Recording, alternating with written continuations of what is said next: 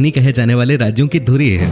दूर दूर तक फैली हरियाली, हरे भरे पेड़, विविध वन्य जीव, प्राकृतिक संसाधनों से असम एक ऐसा प्रदेश है जहां शांति है, संस्कृति और परंपरा का एक दूसरे से अटूट बंधन है। तिब्बत से बहकर आते विशाल ब्रह्मपुत्र नदी इस राज्य की खूबसूरती को और बढ़ा देती है। अगर हम हिंदू मिथकीय कहानियों पर विश्वास करें तो ब्रह्मपुत्र नदी को नद के तौर पर माना जाता है। हल्की धूप या शाम की ठंडी हवा में अक्सर पर्यटकों को नदी के किनारे सैर करते देखा जा सकता है। ये एक ऐसा राज्य है जो हर मायने में प्रकृति के बेहद करीब है। जोशपूर्ण जीवन शैली, चेहरे पे मुस्कान लिए लोग, विभिन्न जनजातियां और